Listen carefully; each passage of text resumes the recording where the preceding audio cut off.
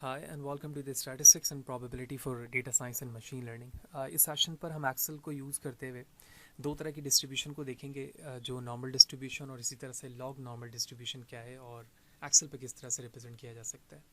तो प्रीवियसली जब हम डिफरेंट टाइप के डिस्ट्रीब्यूशन को डिस्कस कर रहे हैं वहाँ पर हमने सेपरेटली हर एक डिस्ट्रीब्यूशन को थ्योरेटिकल वाइज देखा है। तो जो जो इंपॉर्टेंट डिस्ट्रीब्यूशन है जिसमें मज़ीद इन्हांसमेंट की in term of the understanding हमें ज़रूरत है, उसके लिए मैं एक्सेल पे सेपरेट वीडियो बना रहा हूँ ताकि वो चीज़ें अच्छी तरीके से समझ में आए। तो वो वीडियोस आप ज़रूर देखें जो मेरे प्लेलिस्ट पे मौजूद है, ताकि ये वीडियो आपको बेहतर तरीके से समझ में आए।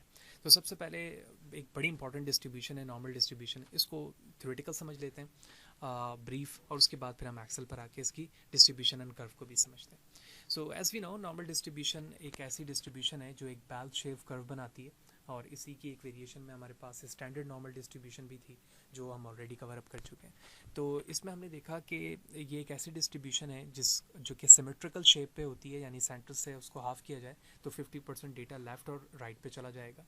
इसी तरह इस डिस्ट्रीब्यूशन में मीन मॉड मीडियन सारे एग्जैक्टली वन पे ही होते हैं, और जैसे जैसे हम इसकी डिस्ट्रीब्यूशन में स्टैंडर्ड डिविएशन को चेंज करते जाएंगे उस बेस पर हमारा कर्व चेंज होता जाएगा। ठीक है, ये सारी चीज़ें हमने देखी थी इस पर।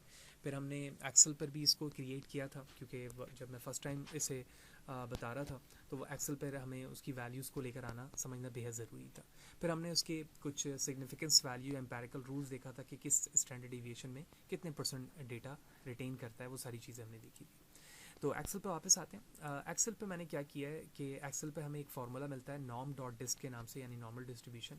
इसके डिफरेंट पैरामीटर्स हैं जिसमें x, mean and standard deviation की वैल्यूज़ हैं, यानी जिस वैल्यूज़ को आप एज अ एक्स यूज़ करना चाहते हैं, मीन और स्टैंडर्ड डिविएशन, और उसके बाद हम फॉल्स यहाँ पे क्यूमुलेटिव के लिए यूज़ करते हैं। तो कुछ डिफरेंट मैंने यहाँ पे पुट की हुई है, इस बेस पर हमने नॉर्मल डिस्ट्रीब्यूशन की वैल्यूज़ लगाई और मीन एंड स्टैंडर्ड डिविएशन की वैल्यूज़ ली हुई है। तो ये डिस्ट्रीब्यूशन सैम्पल्स पे आपको दिए जाएंगे, या जिस प्रॉब्लम के लिए ये किया जा रहा है उसमें ये वैल्यूज़ आपको प्रोवाइड की जाएगी। तो इस बेस पर जब मैंने ग्राफ प्लॉट किया है by using x and normal distributions की जितनी कॉलम्स की वैल्यूज़ थी, तो आप यहाँ पर ब्रीफली देख रहे हैं कि ये डिस्ट्रीब्यूशन बैल शेप यहाँ पर बना रही है, और ये जो वैल्यूज़ हैं यहाँ पर वो डिस्ट्रीब्यूशन के वाई एक्सिस को रिप्रेजेंट कर रही हैं। Very simple. ठीक है, तो इसके बाद हमारे पास लॉग नॉर्मल डिस्ट्रीब्यूशन थी। लॉग नॉर्मल डिस्ट्रीब्यूशन पे हमारे पास कुछ इस तरफ से कर्व बन रहा था। तो सबसे पहले तो कुछ थ्योरेटिकल आइडिया ले लेते हैं कि लॉग नॉर्मल डिस्ट्रीब्यूशन एक्चुअली किस तरह से प्लॉट हो रहा था और उस प्रॉब्लम को हम किस तरह से सॉल्व कर रहे थे। ओके, लॉग नॉर्मल डिस्ट्रीब्यूशन के अंदर हमने ये देखा कि जो डिस्ट्रीब्यूशन होती है उसका जो हम्प एरिया होता है वो लेफ्ट साइड पर होता है, जबकि टेल इसकी राइट हैंड साइड पे जा रही होती है। तो राइट साइड पे टेल मौजूद है, और अगर मैं अपनी इस डिस्ट्रीब्यूशन की उसको y equal to L N X करूँ, यानी लॉगरिथमिक x वैल्यूज़ मालूम करूँ, तो इस बेस पर इस तरह की डिस्ट्रीब्यूशन का log ऑफ x जब निकाला जाएगा तो वो नॉर्मल डिस्ट्रीब्यूशन की तरफ हमें प्लॉट करके इस तरह से शो अप करेगा।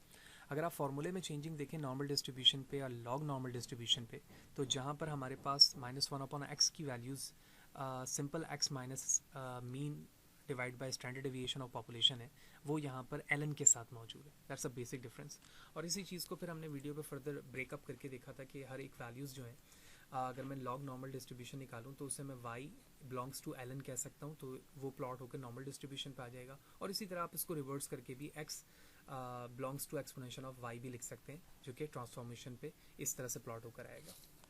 तो अब हम इसी चीज़ को एक्सेल पे देखते हैं। एक्सेल पे हमने दो कॉलम्स यहाँ पे प्लॉट किए हुए हैं। पहले कॉलम्स की वैल्यूज़ हमारे पास x है, जो कि x प्रोबेबिलिटीज़ को शो कर रही है, और उसी x वैल्यूज़ को मैंने यानी लॉग नॉर्मल के फार्मूले पे यूज़ किया है। तो हर एक x की डिफरेंट वैल्यूज़ के लिए हमने using statistical formula log norm distribution को यहाँ पे कॉल किया हुआ है।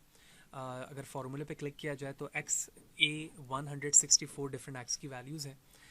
नेक्स्ट वैल्यू मीन है, और थर्ड स्टैंडर्ड डिविएशन है, जिस तरह नॉर्मल डिस्ट्रीब्यूशन पे फार्मूला था, जबकि फॉल्स यहाँ पर क्यूमुलेटिव के लिए यूज़ किया गया है। तो 0.01 हमने x की वैल्यू फर्स्ट वैल्यू ली, उसके बाद 1 2 3 एंड सो ऑन। इस बेस पर हमारे पास डिफरेंट प्रोबेबिलिटी डेंसिटी फंक्शंस आए, और इन्हीं दो वैल्यूज़ पर जब मैंने ग्राफ को प्लॉट किया तो आप लॉग नॉर्मल फॉर्म के उस ही कर्व को देख रहे हैं जिसमें हम्प एरिया आपके लेफ्ट साइड पर है, जबकि टेल इसकी बेंड होते हुए राइट की तरफ जा रही है।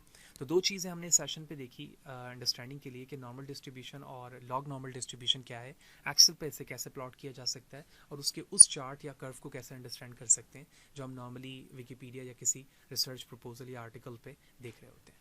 तो फिर भी कोई सवाल है, अगर कोई चीज़ समझ में नहीं आई है कमेंट सेक्शन पर ज़रूर करूँगा इस हवाले से आपको बर वक्त जवाब दे सकूँ। वीडियो अच्छी लगी हो तो लाइक करें, ज़्यादा लोगों को शेयर करें। नेक्स्ट सेशन पे मिलते हैं। सी यू देयर।